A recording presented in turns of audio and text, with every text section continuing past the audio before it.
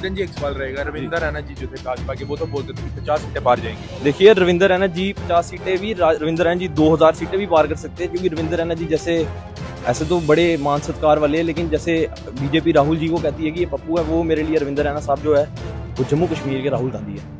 तो सर अब आगे क्या रहेगा, जिस प्रकार से नेशनल कॉन्फ्रेंस की इलेक्शन जो है लद्दाख करगिल से जो जीते हैं, तो अब जो है यहाँ पर जो डीडीसी इलेक्शन होंगे या कॉर्पोरेशन के इलेक्शन होंगे, वहाँ पे नेशनल कॉन्फ्रेंस दिखेगी। देखिए इस बार आपको नेशनल कॉन्फ्रेंस जोरों शोरों से दिखेगी, आपको पता लगेगा नेशनल कॉन्फ्रेंस क्या है।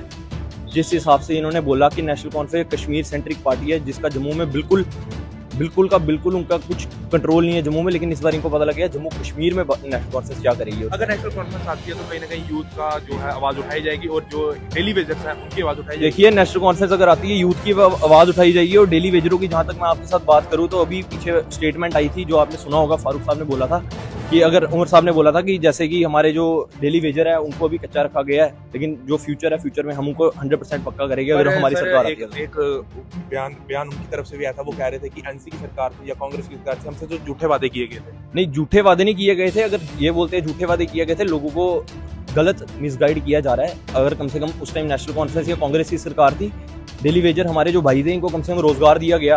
अगर ये आज के टाइम में हमने रोजगार दिया, अगर हमारी फिर भी फ्यूचर में सरकार रहती तो हम जरूर उसको पक्का करते। तो एनसी का अगला क्या रहेगा? एनसी का अगला ये रहेगा कि सबसे पहले तो हमारी जम्मू कश्मीर में हुकूमत आए।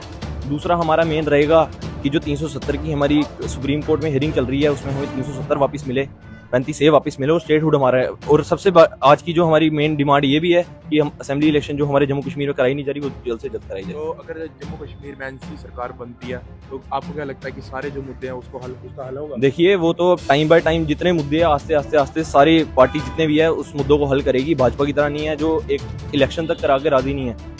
जैसे भी आपने देखा होगा लेफ्टिनेंट गवर्नर साहब की एक स्टेटमेंट आई जिसमें वो बोलते हैं 80% जम्मू कश्मीर के जो लोग हैं वो इलेक्शन नहीं चाहते। अब ये किस 80% की बात करते हैं, चाहे वो उन 80% की बात करते हैं जो उनके ऑफिस में बैठे हैं, या ये किस 80% की बात करते हैं, हमें तो ये भी समझ नहीं आता। आपको क्या लगता है कि भाजपा इलेक्शन क्यों नहीं करवा रही? भाजपा इलेक्शन इसलिए नहीं करवा रही क्योंकि भाजपा को पता है कश्मीर से उनका पत्ता बिल्कुल साफ है। जम्मू में उनका कंट्रोल था, लेकिन जैसे कि अब आपने देखा युवा राजपूत सभा का जो प्रोटेस्ट हुआ, वो स्टेट हुड की लोगों की अब डिमांड आ रही है। लोग पहले खुश थे, बोलते थे स्टेट हुड नहीं है, आजकल लोगों की स्टेट हुड की डिमांड आ रही है। तो लोग अब इनसे परेशान हो चुके हैं। लोगों को चाहिए कि अब बिल्कुल हमारा स्टेट हुड भी वापस आए और इलेक्शनें भी यहाँ पे कराई जाए ताकि लोगों के मसले